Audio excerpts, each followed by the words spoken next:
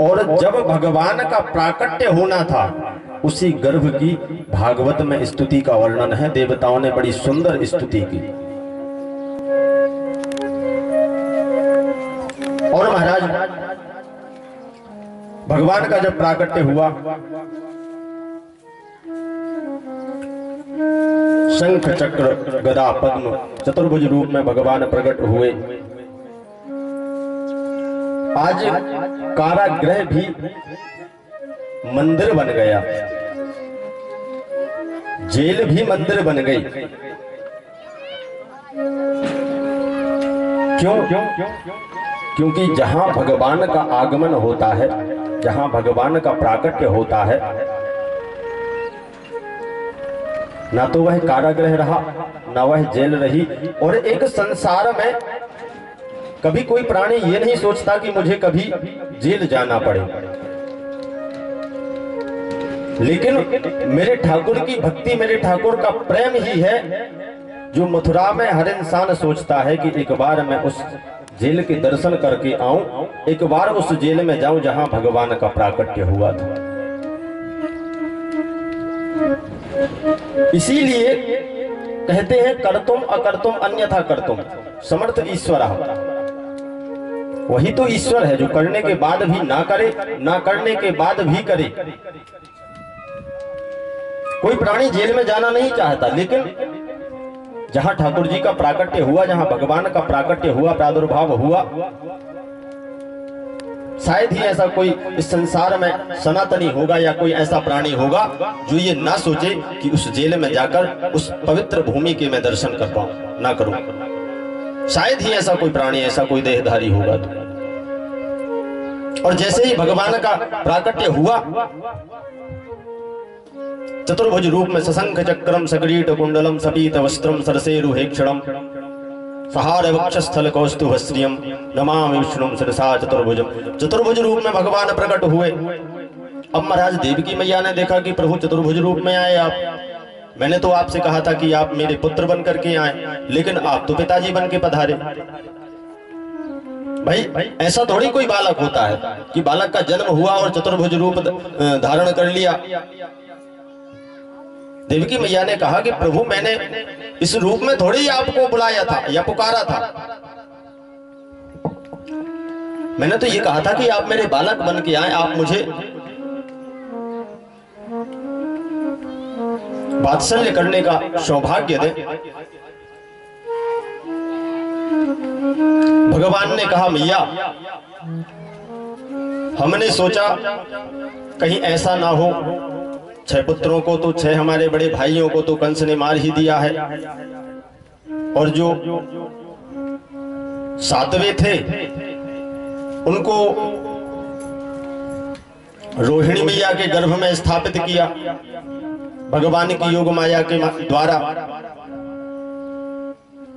अब मैंने ये सोचा कहीं ऐसा ना हो कि जैसे ही मेरा प्राकट्य, मेरा जन्म हो और तुरंत कंस मारने के लिए आ जाए, इसलिए मैंने सोचा कि पहले ही व्यवस्था करके चलो।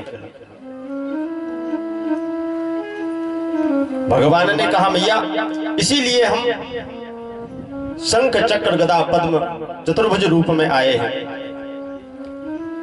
आपकी रक्षा करने के लिए आए हैं। देवी की मैया ने कहा कि प्रभु ऐसा है कि सबसे पहले तो जब बालक का जन्म होता है तो मुझे उसी रूप के आपके दर्शन करने हैं और उसी रूप में आप पधारे।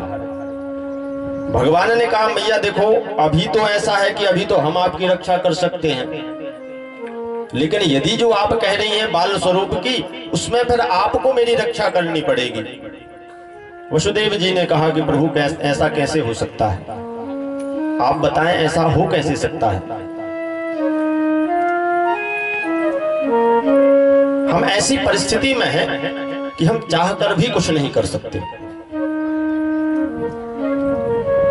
चाहकर भी कुछ नहीं कर सकते। हाथों में हथकड़ी है, पांवों में बेड़ियां हैं, चारों तरफ हजारों पहरेदार हैं बाहर। यदि हम सांस भी लेते हैं तो उसकी जानकारी कंस तक पहुंच जाती है। ये भगवान का और देवकी वसुदेव का जो वार्तालाप चल रहा है, रात्रि का समय है, सब पहरेदार सो रहे हैं।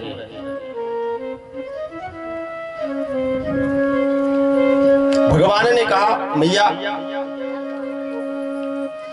गोकुल में यशोदा के यहाँ योग माया के रूप में एक कन्या का प्रादुर्भाव हुआ है, आप मुझे यहाँ से ले जाएं और यशोदा मैया के यहाँ, नंद बाबा के यहाँ मुझे छोड़ दें और वहां से मेरी जो माया का प्रादुर्भाव हुआ है उस माया को लेकर के आए।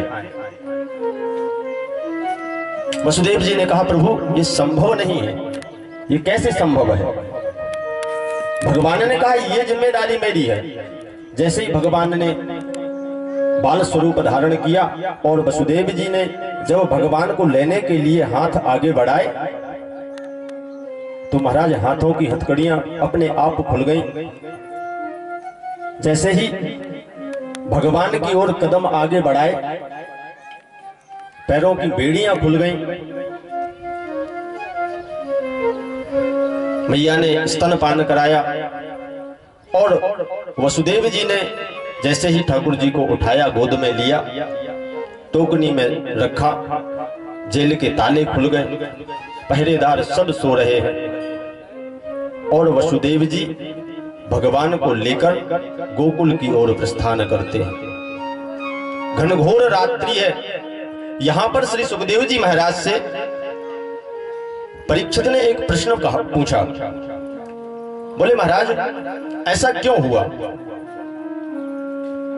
अचानक हथकड़ियां खुल गईं, बेड़ियां खुल गईं। सुखदेव जी महाराज ने बहुत सुंदर जवाब दिया। बोले, राजन, जीव जब परमात्मा की ओर अग्रसर होता है, जीव जब परमात्मा से मिलने के लिए उत्सुक होता है या परमात्मा की ओर कदम बढ़ाता है, तो जो सांसारिक बंधन है मोह माया के, संसार के जितने भी बंधन हैं, ये स्वतः दूर हो जाते हैं। कब? जब जीव परमात्मा से मिलने का केवल मन में विचार बनाता है। और महाराज वसुदेव जी यहां से लेकर के चलते हैं, सभी पहरेदार सो रहे हैं। रास्ते में यमुना मैया को पार करना है। अब जैसे ही वसुदेव जी यमुना मैया को पार करने लगे तो महाराज यमुना महारानी ने सोचा कि ये तो हमारे साक्षात पति देव हैं और ऐसे कैसे जा सकते हैं जब तक हम इनके दर्शन ना करें। यमुना महारानी पत्नी है।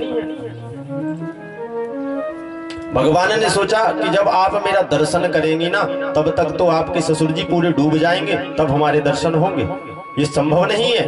भगवान ने चरण स्पर्श कराया यमुना मैया को और यहाँ वसुदेव जी ने ले जाकर और रात्रि में ही यशोदा मैया के कक्ष में पहुंचे और वहां ठाकुर जी को छोड़ दिया और वहां से योग माया को साथ में लिया और पुनः कारागृह में, जैसे जैसे कारागृह में बढ़ते जाते जेल के ताले अपने आप बंद होते जाते और जिस कारागृह में वसुदेव जी महाराज रहते थे, वसुदेव जी महाराज और देवकी मैया, जैसे ही उस कारागृह में उस योग माया को लेकर के वसुदेव जी पहुंचे, हाथों की हथकड़ी लग गई, पांव की बेड़ियां लग गई, ताले खुल गए। जो ताले खुले थे बंद हो गए, पहरेदार उठ गए। योग माया जोर से रोने लगी, चिल्लाने लगी। पुनः राजा परीक्षित ने यह प्रश्न किया कि जब भगवान को लेकर जा रहे थे तब तो बंधन मुक्त हो गए, लेकिन जब अंदर कारागृह में पुनः माया को लेकर के आए तो फिर से जेल के ताले बंद हो गए, हाथों की हथकड़ी, पांव की बेड़ियां लग गई। ऐसा क्यों? बोले, महाराज ये जो जीव है परमात्मा को छोड़कर जब माया में लिप्त हो जाता है, जब केवल माया के ही विषय में सोचता है, संसार के समस्त बंधनों से वह फिर दूर नहीं हो सकता। जितने भी मोह, माया, काम, क्रोध, लोभ, जितने भी बंधन हैं संसार में, फिर दूर नहीं रह सकता। एक बार जो जिसने माया का सहारा ले लिया, इसीलिए भगवान कहते हैं अनन्यास चिंतयन्तो माम ये जनाः पर्युपासते तेषां नित्याभियुक्तानां योगक्षेमं वहाम्यहम्। इसी कारण से भगवान कहते हैं कि यदि मेरी भक्ति आपको करनी है, यदि मुझे मेरा स्मरण करना है, तो अनन्यता से करो। और यदि हमने ठाकुर जी का स्मरण अनन्यता से यदि हमने किया, जितने भी आपके द्वारा मूल रूप से या अनजाने में जो भी हमसे पाप कर्म होते हैं, यदि हम ठाकुर जी का स्मरण अनन्यता से करें, तो भगवान उन सभी कर्मों को क्षमा कर देते हैं। अब महाराज कारागृह में जैसे ही पहुंचे, पुनः बंधनों से बंध गए, सैनिक जाग गए, और सैनिक जैसे ही जागे पता चला कि 8वां गर्भ आ गया, 8वां गर्भ आ गया, उसने जन्म ले लिया। कंस तक बात पहुंची, और जब कंस तक बात पहुंची, कंस भी दौड़े दौड़े आए और कहा लाओ, ये मेरा काल है, ये मुझे दे दो आप। जैसे ही देवी की मैया से कंस ने उस कन्या को छीना, देवी की मैया ने कहा कि भैया ये तो कन्या है, ये कैसे आपका वध करेगी, ये कैसे आपको मारेगी, इसको तो रहने दो आप, इसको तो मत मारो। एक बार कंस ने उसे छोड़ भी दिया, लेकिन सैनिकों ने कहा कि महाराज ऐसा ना हो कि देवता बहुत होशियार होते हैं, उनकी कोई चाल हो। ये भी तो हो सकता है कि देवताओं की ये कोई चाल है कि पहले कन्या का प्रादुर्भाव करवा दो, और हो सकता है कि इस कन्या के गर्भ से जो बालक जन्म ले वह आपको मार दे, ऐसा भी तो हो सकता है। सैनिकों ने कहा आप देवता जानते हैं कि आप बड़े दयालु हैं, इसलिए पहले कन्या को भेजा। कंस ने कहा बात तो तुम्हारी सही है। कंस ने देवकी के हाथ से उस कन्या को छुड़ा लिया और ले जाकर जैसे ही पत्थर पर पछाड़ने लगा, वह कन्या इसके हाथ से छूटकर और आकाश में पहुंचकर अष्टभुजी भगवती का रूप धारण करके और कहने लगी कि हे कंस, तूने जितने निरपराध बालकों को मारा है, और तू मुझे क्या मारेगा, तू मुझे क्या मारेगा? तुझे मारने वाले ने ब्रज में जन्म ले लिया है, तू मुझे नहीं मार सकता, लेकिन तेरे काल ने इस ब्रज में जन्म ले लिया है, तू अपनी मृत्यु तेरी सुनिश्चित हो चुकी है। कंस ने हाथ जोड़कर पूछा कि ये तो बता दो कहां जन्म लिया है, किस गांव में, किस घर में। योग माया ने कुछ नहीं कहा और अंतर ध्यान हो गया। अब महाराज कंस के मन में भय पैदा हुआ, ना कुछ जानकारी, और मुझे तो जानकारी थी कि देवकी के गर्भ से जो बालक जन्म लेगा उससे मेरी मृत्यु होगी। देवकी मैया के पास में आया, और भागवत में ऐसा वर्णन आता है कि उसने कुछ समय के लिए देवकी और वसुदेव जी को छोड़ दिया था। बहुत विनती की, हाथ जोड़कर प्रार्थना की, मुझसे बड़ी भूल हुई, गलती हो गई जो मैंने ऐसा निकृष्ट कर्म किया, देवताओं के बहकावे में आकर। और महाराज कुछ समय के लिए छोड़ दिया। इधर कंस ने आपातकालीन बैठक बुलाई। जब उसे जानकारी हुई कि मुझे मारने वाला ब्रज में पैदा हो गया है, अब ये तो पता नहीं कि कहां हुआ है। अपने सभी जो दैत्य उसके मित्र थे, जो सैनिक थे, उन सबको बुलाया और कहा कि भैया जानकारी करो कहां जन्म लिया है, और इसका उपाय बतलाओ कि हम उस तक कैसे पहुंचे जो हमारा शत्रु है, उसका वध कैसे करें। सबने अपना अपना सुझाव दिया और बैठक चल ही रही है। आइए हम चलते हैं गोकुल की ओर। नंद बाबा के यहां और यशोदा मैया के यहां पर क्या हो रहा है। बोली वृंदावन बिहारी लाल की राधे राधे। थोड़े जोर से बोल लो, राधे राधे राधे राधे जी। इधर गोकुल में नंद बाबा के यहां पर, नंद बाबा की दो बहनें हैं, नंदा और सुनंदा। नंद बाबा ने बहुत यज्ञ अनुष्ठान पुण्य जप तप सब कुछ किया, लेकिन संतान नहीं थी, जिससे मन में बड़ा भारी कष्ट था। और नित्य प्रति शालिग्राम जी की पूजन करते थे। भगवान से एक ही प्रार्थना करते थे शालिग्राम जी से कि प्रभु आपने हमें सब कुछ दिया, बस केवल एक संतान की कमी है। और शालिग्राम जी से यही प्रार्थना करते कि प्रभु मुझे एक संतान और दे दीजिए, जिससे हमारे सभी कष्ट दूर हो जाएं, जो मन में जो दुख है वह दुख हमारा दूर हो जाए। प्रातः काल की बेला थी। नंदा और सुनंदा जो नंद बाबा की दो बहनें हैं, आज नंद बाबा प्रातः काल उठकर ब्रह्म मुहूर्त में स्नान ध्यान करके और गौशाला पहुंचे। गौशाला में अपना नित्य कार्य गायों की सेवा कर रहे हैं। और इधर सुनंदा ने देखा कि हमारी भाभी यशोदा जी जो हैं वो अब तक निद्रा से नहीं जगी। ऐसा तो कभी हुआ नहीं, ऐसा आज तक कभी नहीं हुआ कि उनकी निद्रा इतनी देर तक ना टूटे। सुनंदा ने सोचा चलो जाकर देखते हैं कि आखिर क्या कारण है।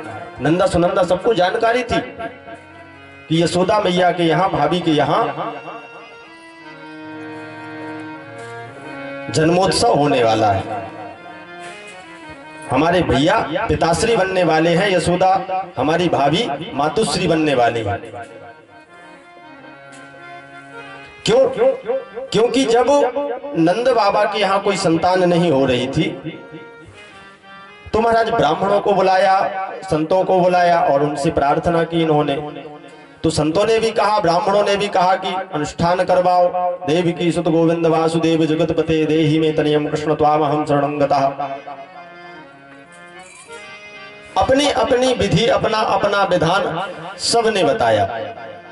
और नंद बाबा ने भी कहा कि महाराज मना तो किया नहीं हमने, आप जो आपको उचित लगे आप वह अनुष्ठान कीजिए, जो आपको यज्ञ उचित लगे आप वह यज्ञ कीजिए। और यह यज्ञ अनुष्ठान करने के बाद में ब्राह्मणों ने आशीर्वाद दिया, संतों ने आशीर्वाद दिया कि आपके यहाँ एक सुंदर पुत्र रूप में एक पुत्र प्राप्त होगा। और आज जब देखा सुनंदा ने कि अभी तक भाभी जी जगी नहीं, तो भाभी जी के कक्ष में, यशोदा मैया के कक्ष में पहुंची। और यशोदा मैया के कक्ष में ये जानकारी किसी को नहीं है कि वसुदेव जी रात में आए थे और उन्होंने क्या किया। यहाँ बालक को छोड़ गए, भगवान को छोड़ गए, योग माया को ले गए, ये किसी को जानकारी नहीं। सब घनघोर निद्रा में सो रहे थे उस समय। अब महाराज जैसे ही सुनंदा ने देखा कि एक भीनी सी चदरिया ओढ़े कोई बालक यशोदा मैया के बाजू में लिखा है,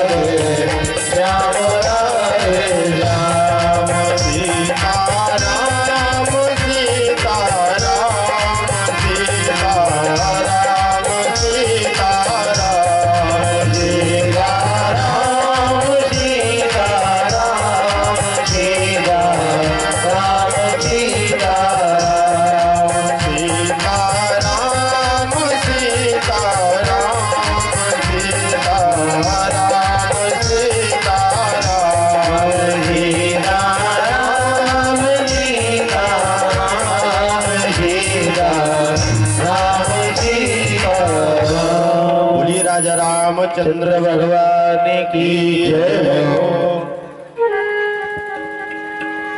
तो महाराज जैसे ही जाकर के देखा और वो झीनी झीनी चादर जो भगवान के तन पर पड़ी थी,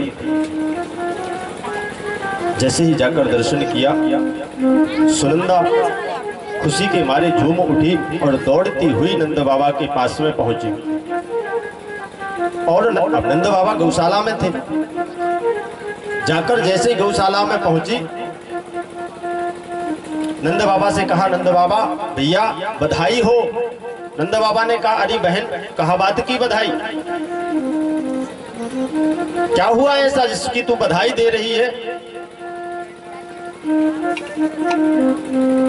सुनंदा ने कहा कि भैया पहले तो ये बताओ कि आप हमें उपहार में क्या देंगे।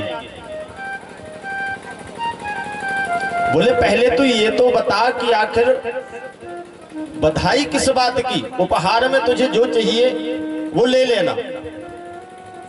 सुनंदा ने जैसे ही बताया कि भगवान की कृपा से, शालिग्राम महाराज की कृपा से, हमारे पूर्वजों के आशीर्वाद से आपके यहाँ एक सुंदर सुंदर लाला का प्राकट्य हुआ है, लाला का जन्म हुआ है। और जैसे ही नंद बाबा ने इस बात को सुना, खुशी के मारे फूले नहीं समाये और तुरंत यमुना मैया में पहुंचे, स्नान किया, आकर गायों को प्रणाम किया, गौशाला में हरा हरा चारा डाला, गायों को बगलबंदी पहनी, माथे पे तिलक लगाया और अपने ग्वाल बालों के यहाँ पहुंचे ब्राह्मणों को बुलाया, सांडिल्य मुनि को बुलाया, उनसे कहा कि आप पधारें, बालक का प्राकट्य हुआ, प्रादुर्भाव हुआ है। महाराज इतना आनंद नंद बाबा के यहाँ वर्षा, इतना आनंद नंद बाबा के यहाँ वर्षा।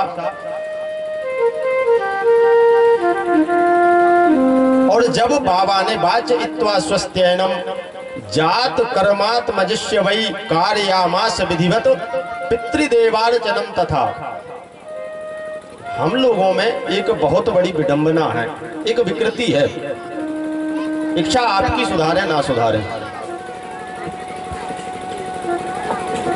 हमारे यहाँ किसी का यदि हम जन्मोत्सव मनाते हैं तो उस जन्मोत्सव की परंपरा क्या है? बल्कि आज ये भगवान की हमें हम पर कृपा कहनी चाहिए कि हमें हर जगह भगवान की कथा श्रवण करने का सौभाग्य मिल रहा है। और इस कथा के माध्यम से जिस प्रकार नंद बाबा ने, यशोदा मैया ने भगवान का जन्मोत्सव मनाया, हम बिल्कुल कथा तो सुनते हैं, भगवान की कथा बड़े प्रेम से सुनेंगे।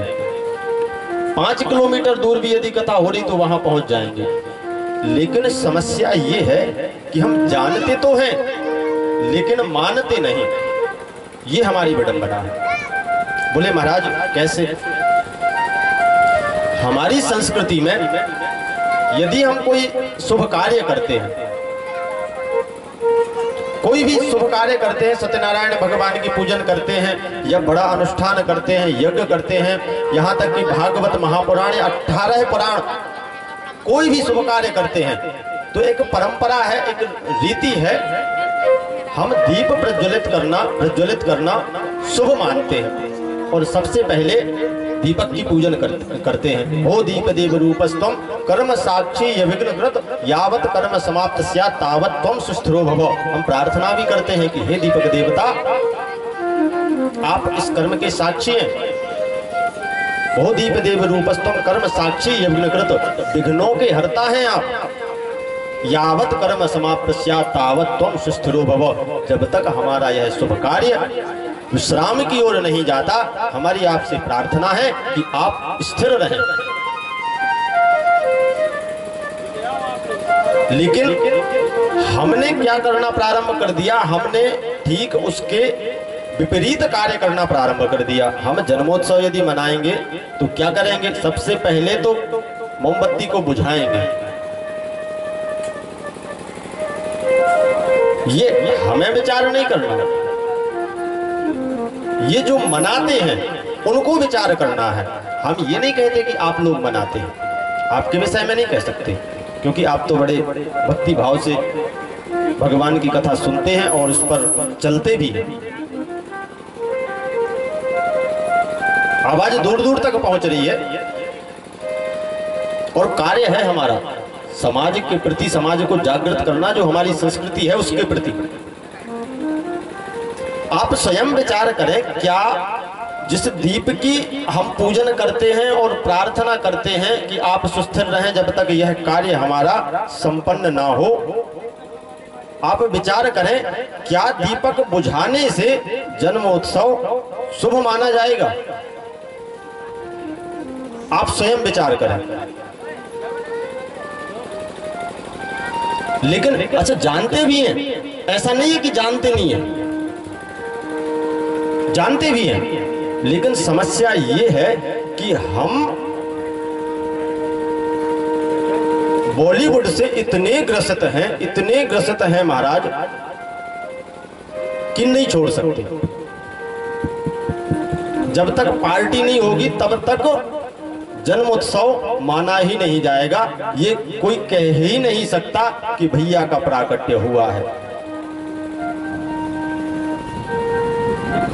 लेकिन यह हमें सोचना चाहिए कि आखिर क्यों, ऐसा क्यों? आप अन्य संस्कृति में, अन्य धर्म में, हमारे जैसे हम सनातनी हैं, हमारे मुस्लिम भाइयों को देखो, सिख भाइयों को देखो, हमारे ईसाई भाइयों को देखो, किसी ने अपनी संस्कृति के खिलाफ जाने का प्रयत्न किया क्या? कोई नहीं करता महाराज, कोई नहीं करता। आप विचार कर लेना, स्वयं इसकी आप तुलना कर लेना।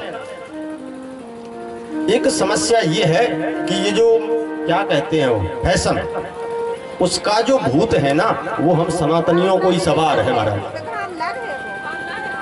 केवल हमें ही सवार है। हमने ही ठेका ले रखा है इसका कि जितनी फैशन है वो सब हमारे से होके जाएगी। ये हमारी समस्या है, विडंबना है, और इसी फैशन के कारण महाराज हमारे समाज की इतनी दुर्गति हो रही है। मुस्लिम भाइयों ने टोपी नहीं छोड़ी, क्यों छोड़े? गर्व है उन्हें अपने धर्म पर। सिख भाइयों ने पगड़ी नहीं छोड़ी, क्यों छोड़े? गर्व है उन्हें अपनी पगड़ी पर, अपने धर्म पर। ईसाई भाइयों ने क्रॉस पहनना, प्रार्थना करना, प्रेयर करना नहीं छोड़ा, क्यों? उन्हें गर्व है। लेकिन महाराज हम यदि हमारे यहाँ जब धर्म का कार्य होगा तभी हमारे माथे पर तिलक होगा, वरना माथे पर तिलक नहीं लगाते। बोले महाराज शर्म आती है। और तो दूर की बात है महाराज, कई जगह जब कहीं बाहर आना जाना होता है तो कई हमारे सनातनी भाई कहते हैं महाराज इतनी लंबी चुटैया काहे को रखे हैं तुम?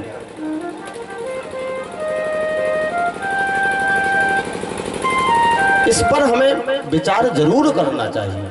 भागवत की कथा आप सबने श्रवण की, हर जगह सुनते हैं, 8 दिन पहले भी सुनी होगी, अभी कल ही जहाँ तक विश्राम हुआ है यहाँ पर, और होती रहती। 15-20 दिन पहले मैंने सुना है यहीं पर भागवत की कथा हुई थी।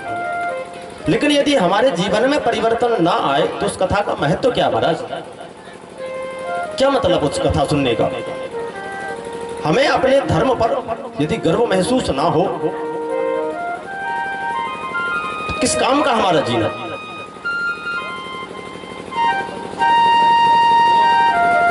और क्यों ना करें हम अपने धर्म पर गर्व?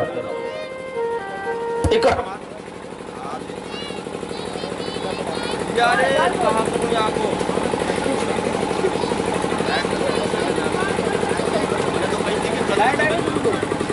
कहीं थी कि महाराज कंस से सेटिंग बना रखी है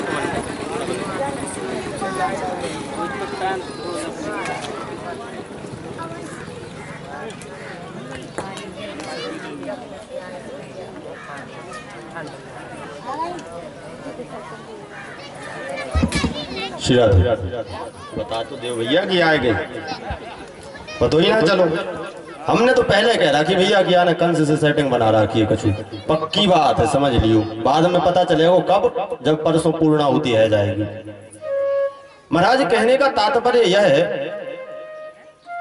कि हम अपने लिए ना सही, हमारी जो आने वाली पीढ़ी है, हम तो आपके वैसे बालक के ही समान हैं, तो एक आपको समझाने के माध्यम से ये कहना पड़ रहा है कि आने वाली पीढ़ी, हम तो आपकी ही पीढ़ी से हैं और पुत्र स्वरूप हैं आपके, लेकिन जो हमारी आगामी आने वाली पीढ़ी है, हम विचार करें कि हम उसके लिए क्या छोड़ के जा रहे हैं। यदि हम स्वयं जब घर में भगवान की पूजन नहीं करेंगे, माथे पर तिलक नहीं लगाएंगे, हम स्वयं अपनी शिखा नहीं रखेंगे, और बल्कि शिखा रखना तो आप सब पढ़े लिखे विद्वान हैं, आप वैज्ञानिक पद्धति भी देखना, इसकी वैज्ञानिक इसका प्रमाण भी देखना, तिलक का और शिखा का, इसका वैज्ञानिकों ने भी सिद्ध किया है कि माथे पर तिलक लगाना चाहिए और चोटी भी रखनी चाहिए। तो महाराज अपने लिए ना सही, हम आने वाली पीढ़ी के लिए क्या छोड़ के जा रहे हैं, इस पर हमें ये दायित्व है, जिम्मेदारी है हमारी। आइए कथा की ओर चलते हैं। महाराज कहते हैं, नंदस्त्वात्मज उत्पन्ना जाता ह्लादो महामना, आहूय विप्राण वेद ज्ञान स्नातः सुचिर अलंकृता। नंदस्त्वात्मज उत्पन्ना, नंद जी के यहां आत्मज उत्पन्न हुआ है। आत्मज कहते हैं पुत्र को। और जाता ह्लादो महामना, आज नंद जी महाराज महान मन वाले बन गए। अपने सभी गोप ग्वालों को, अपने मित्रों को बुलाया, घर घर गए। पहले तो उनसे जाकर कहा कि पुत्र रत्न की प्राप्ति हुई है, आप सभी घर पर पधारें। ब्राह्मणों को बुलाया, स्वस्ति वाचन कराया, स्वस्ति न इंद्रो वृद्धस्रवाः, मंगल मंत्र विनायकम गुरुम भानुम ब्रह्मा विष्णु महेश्वरान सरस्वतीम प्रणम्यादौ सर्व कार्यार्थ सिद्धये। ब्राह्मणों ने सुंदर मंगल मंत्रों का पाठ किया, गायन किया, यथाशक्ति उन्हें दक्षिणा देकर विदा किया। और इधर महाराज नंद उत्सव प्रारंभ हो गया। जैसे जैसे जिसको जानकारी मिली, गोपियों को जानकारी मिली, अब तो महाराज नंद बाबा के घर बधाई देने वालों की भीड़ लग गई। क्यों? क्योंकि महाराज इतने पूजा पाठ, इतने यज्ञ अनुष्ठान करने के बाद भगवान ने यशोदा मैया की गोदी हरी भरी की है। तो सभी जो ब्रजवासी हैं, ब्रजवासी आए और नंद बाबा को बधाई देने लगे। और जो गोपियां हैं वो आई और वो यशोदा मैया को बधाई देने लगी। मैंने आपको बताया था कि गोपी कौन है। यदि इन दोनों शब्दों को हम व्याकरण की दृष्टि से देखें, पूज्य महाराज श्री विराजमान है, यदि इन दोनों शब्दों को हम व्याकरण की दृष्टि से देखें, गो यानी एक अर्थ गो का इंद्रिय होता है, और पी यानी पान करना। जिन्होंने अपनी इंद्रियों का पान कर लिया है, जिन्हें परमात्मा के अलावा और कोई कामना ही नहीं है, केवल अनन्यता से केवल परमात्मा का चिंतन करना ही है, वह गोपी है, वह वेद की ऋचाएं गोपियां हैं। जिन ऋचाओं से भगवान की प्रार्थना करते हैं बड़े बड़े संत मुनि ज्ञानी अमलात्मा, वही ऋचाएं ब्रज में गोपी के स्वरूप में आई बन करके। और किस लिए? कि हम प्रार्थना तो हमारे माध्यम से होती है, उन्हीं मंत्रों से प्रार्थना होती है जो मंत्र गोपी बन करके आए, लेकिन हम यदि ब्रज में हमने जन्म लिया और वहीं हमारे ठाकुर का यदि प्राकट्य हो गया तो कितना बड़ा सौभाग्य है कि हमें उनका दर्शन करने का सौभाग्य मिलेगा। इसी कारण से वेद के जो 1 लाख मंत्र हैं वो गोपी बन के आए। और महाराज अब यशोदा मैया के यहां भीड़ लगने लगी। यशोदा मैया को बधाई देने के लिए, नंद बाबा को बधाई देने के लिए इतनी धूमधाम हुई, इतना आनंद वर्षा वहां पर। राधे राधे जय लड़न लगे तो हम भी चले बधाई देने के लिए। अच्छा ये बताओ, सबकी इच्छा है कि सब चले यशोदा मैया को बधाई देने के लिए। देखो वृंदावन तो ये बन ही चुका है। क्यों? क्योंकि कहते हैं राधा साध्यम साधनम यस्य राधा, और मंत्रो राधा मंत्रदात्री च राधा, सर्वम राधा जीवनम यस्य राधा, राधा राधा वाचकिम तस्य शेषम। जहां राधे नाम का स्मरण होता है और जो सर्वस्व राधामय हो जाता है वह वृंदावन ही तो है। आप कभी वृंदावन गए हैं तो वृंदावन में एक विशेषता है। वृंदावन की विशेषता क्या है कि चाहे रिक्शे वाले को देख लो, चाहे सब्जी वाले को देख लो, या जिससे भी आप मुलाकात आपकी होगी, आपका नाम नहीं जानता, लेकिन यदि आपसे उसे कुछ वार्ता करनी होगी तो सबसे पहले आपसे कहेगा राधे। ये जो हमारे भाई वृंदावन गए हैं उनको जानकारी होगी। अब महाराज जो गई ना है तो विनय कैसे पता चलेगा? जाना चाहिए। क्या है जीवन में खाना कमाना तो जिंदगी भर लगा रहता है। मृत्यु से पहले दिमाग में एक ही बात आती है कि कितना कमाएं, कैसे कमाएं, चाहे मतलब खा पाएं या ना खा पाएं, लेकिन कमाना कभी बंद नहीं होता। लाखों रुपए करोड़ों रुपए हैं आपके पास में। मैंने कई व्यक्तियों को देखा है जिनके पास में करोड़ों रुपए हैं। महाराज एक अनुष्ठान करवाया था एक जगह, तो यजमान जो थे, हमने कहा कि आइए महाराज, जब शाम को भोजन होता है, एक समय तो फलार रहता है, शाम को जब भोजन होता है, हमने कहा यजमान जी आप भी आए साथ में भोजन करें। बोले महाराज आपका जो भोजन है वो हम नहीं कर पाएंगे। मैंने कहा क्यों भाई, क्यों नहीं कर पाएंगे? बोले महाराज अपना तो क्या है कि उबली हुई दाल और रूखा फुल्का, और उसमें भी मिर्ची भी नहीं और नमक भी नाम मात्र। अच्छा महाराज के पास में इतना पैसा, कम से कम 5 मंजिल ऊंची इमारत, मार्बल्स, टाल्स वगैरह वगैरह, और क्या क्या कौन कौन से पत्थर लगते हैं हमें तो पता ही ना है महाराज। इतनी व्यवस्था होने के बाद भी विचार करें दाल के साथ रूखा फुल्का। अभी यदि महाराज आपके पास संपत्ति है भी, किस काम की संपत्ति? वह इंसान सुखी है या वह इंसान सुखी है कि जो भले ही उसके पास में पैसा कम है, लेकिन प्रेम पूर्वक जो उसकी इच्छा है, जो उसकी श्रद्धा है, जो उसका भाव बन रहा है कि आज मुझे यह भोजन करने हैं, चाहे मीठे हो, नमकीन हो, खट्टे हो, चटपटे हो, जैसे भी जो भी उसकी इच्छा हुई वह उसने भोजन किया और प्रेम से प्रभु का भोग लगाया और प्रसाद ग्रहण किया।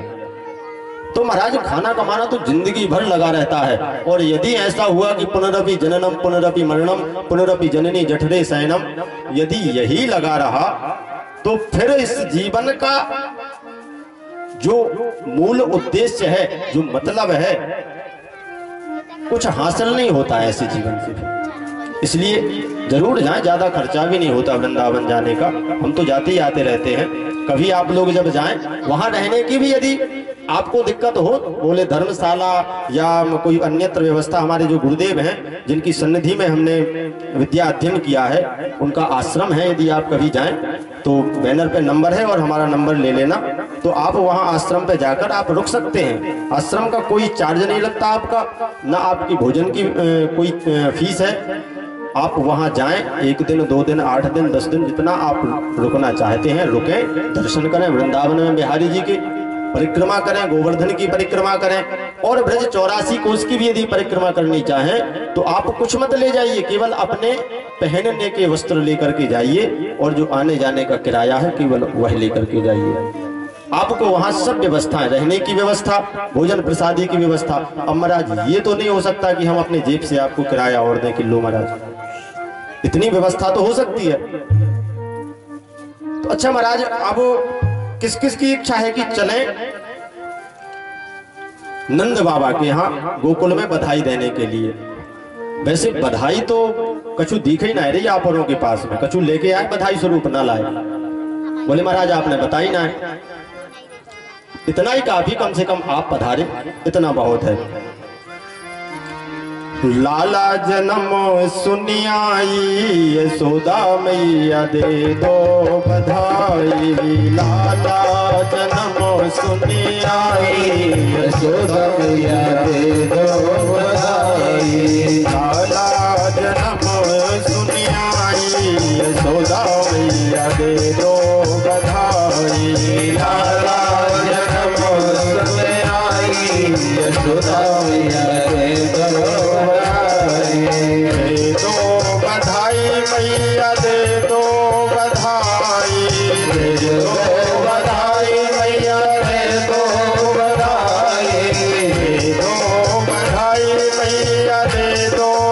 बधाई, दे दो बधाई मैया दे दो बधाई।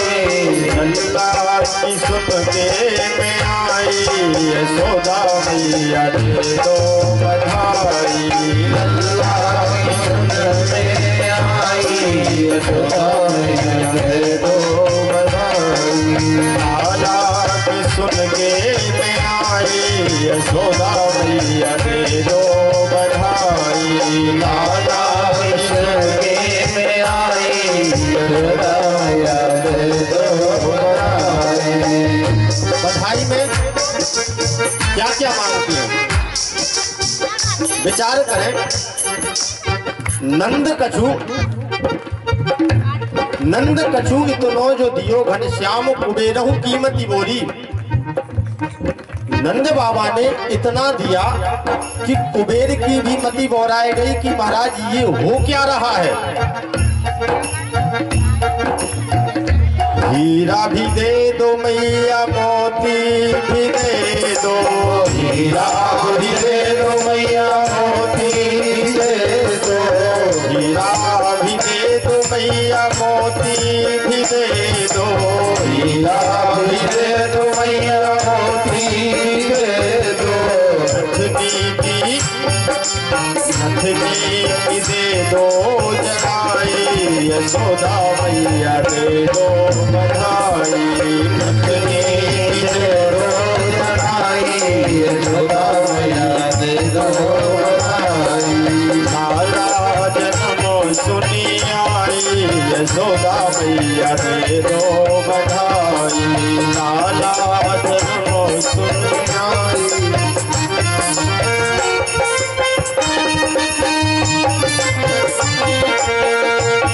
कम से कम ताली सेवा तो करते रहो।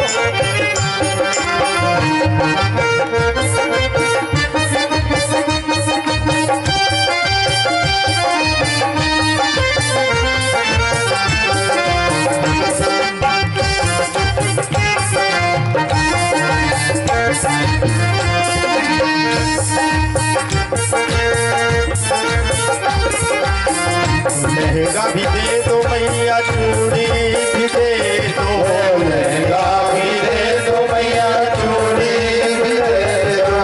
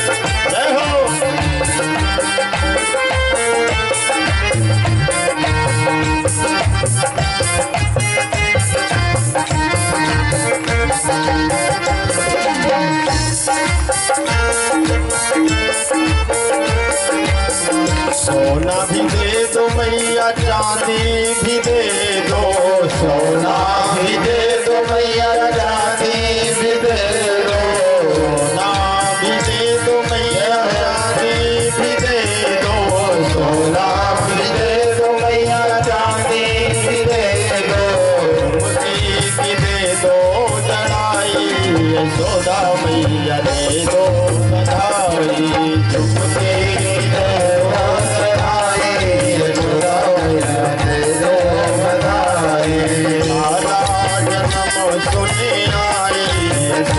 मैया दे दो बधाई, आया सुने आए यशोदा मैया दे दो बधाई, आया जन्म सुने आए यशोदा मैया दे दो बधाई, आया जन्म सुने आए यशोदा मैया दे दो बधाई, आया की सुन के आए यशोदा मैया दे दो बधाई, लाला की सुन के आई यशोदा मैया दे दो बधाई, लाला की सुन के आई यशोदा मैया दे दो बधाई, लाला की सुन के आई यशोदा मैया दे दो बधाई। बोलिए बाल कृष्ण लाल की जय हो। इस भजन के माध्यम से कहते नंदस्त्वात्मज उत्पन्ना जाता हिलादो महामना, आहूय विप्रान वेद ज्ञान स्नाता सुचिरलंकृता, धैनु नाम नियुते प्रादाद विप्रेभ्या समलंकृते, तिलाद्रीन सप्त रत्नौघ सात कौभाम बरावृतान। इतना कुछ दिया नंद बाबा ने दान में, लेकिन वो दान गया कहां? नंद कछु इतनो जो दियो घनश्याम कुबेर की मति बोरी। इतना कुछ दिया कि कुबेर जी भी परेशान हो गए कि महाराज इतना दान आ कहां से रहा है, और इतनी संपत्ति इतना वैभव है किसके पास? कुबेर जी ने भी एक बार सोच लिया कि इतनी संपत्ति इतना दान तो मैं स्वयं नहीं कर सकता, जितना दान नंद बाबा कर रहे हैं। गायों के सींगों को सोने से मड़वा दिया, तिल के पहाड़ बनाए और उस पर स्वर्ण जड़वा दिया, हाथ में स्वर्ण आया तो स्वर्ण दान में दिया, आभूषण आए आभूषण दान में दिए, वस्त्र आए वस्त्र दान में दिए। क्यों? क्योंकि चौथे पन में मुझे संतान की उत्पत्ति प्राप्ति हुई है, इसलिए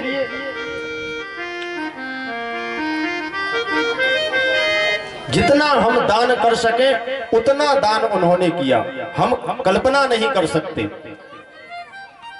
इधर महाराज बधाई देने की लाइन लगी है, हल्दी अबीर गुलाल इतना उड़ रहा है नंद भवन के सम्मुख गोकुल में।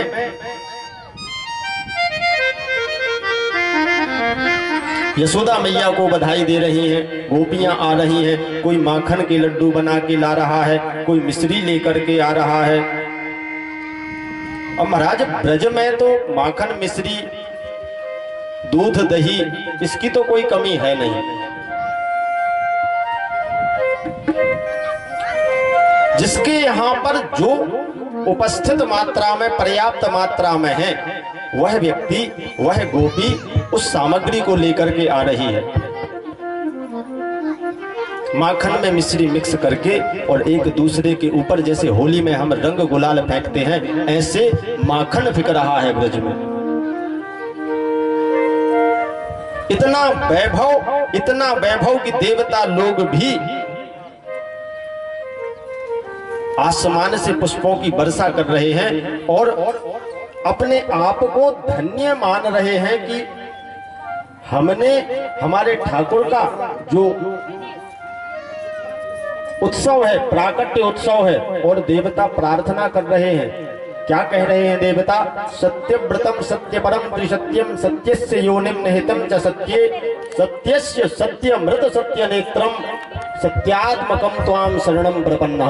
इधर महाराज देवताओं की एक खासियत है, जो अपने फायदे की चीज है ना, वहां तो ये कुछ भी कर लेंगे जो उनके फायदे की है। इधर महाराज इस श्लोक में, इस मंत्र से जो देवताओं ने भगवान की प्रार्थना की है, इसमें आप स्वयं गिन सकते हैं कितनी बार इन्होंने सत्य सत्य कहा। सत्य व्रतम सत्य परम त्रिसत्यम सत्यस्य योनिम निहितम च सत्ये सत्यस्य सत्य मृत सत्य नेत्रम सत्यात्मकम त्वाम शरणम प्रपन्ना। एक श्लोक में 9 बार सत्य सत्य सत्य कहा है। बोले महाराज, राजा परीक्षित ने पूछा सुखदेव जी से कि प्रभु ऐसा क्यों, इसका कारण क्या है?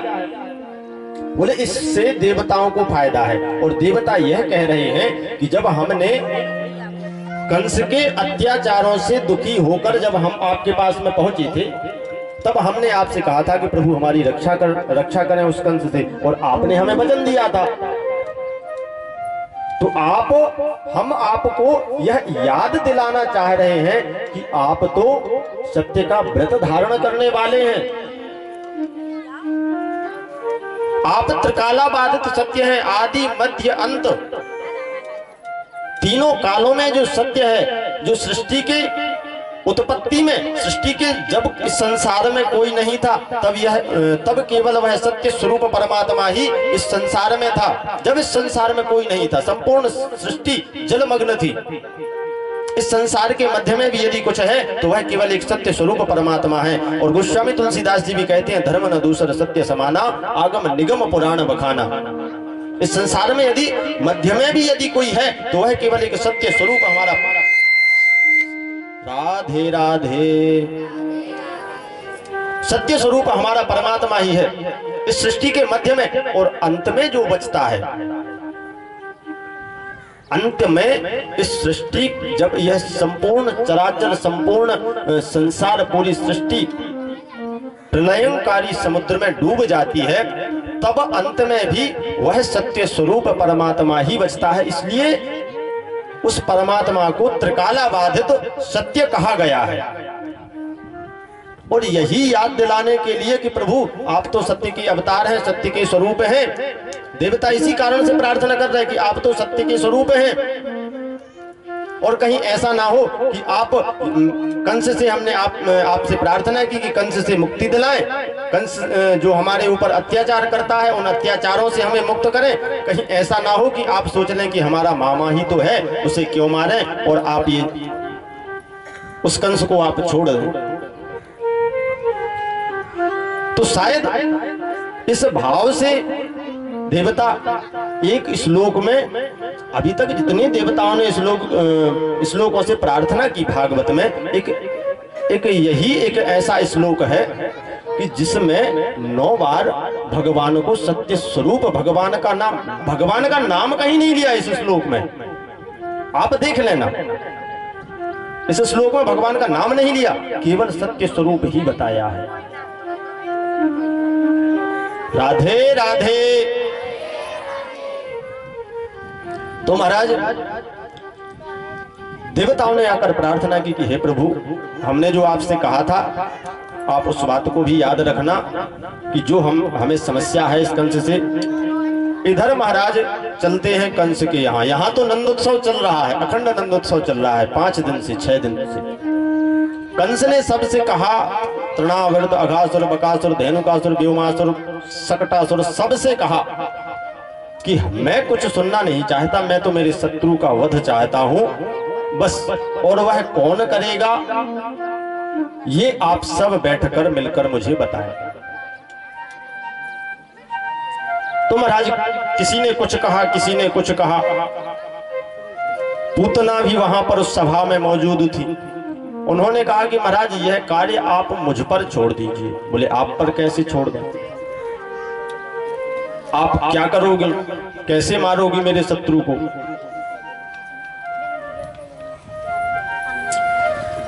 बोले महाराज आज से 1 महीने के पहले जितने बालकों ने जन्म लिया है मैं उन सबको मार डालूंगी, और आज से 1 महीने के उपरांत जो बालक जन्म लेंगे मैं उनको भी मार डालूंगी। बोले ये कंस ने कहा ये कार्य तुम कैसे करोगे? बोले जहां जहां उत्सव चल रहा होगा जन्मोत्सव, वहां पहुंच जाऊंगी और वहां अपने स्तनों में जहर लगाकर और उस बालक की हत्या कर दूंगी। और यह जानकारी भी मिल जाएगी कि एक माह उपरांत कहाँ जन्म होने वाला है, इसकी जानकारी निकालकर वहां भी चली जाऊंगी। कंस ने कहा कि ये बताओ सबसे पहले कि तुम्हें अंदर कौन घुसने देगा? जहां उत्सव चल रहा है वहां तुम्हें अंदर कौन घुसने देगा? सबसे पहले तो आप मुझे ये बताओ। इतना लंबा शरीर और चेहरा अपना देखा है आपने? इतने लंबे लंबे 2-2 फीट के नाखून हैं, 1-1 फीट के तुम्हारे दांत हैं,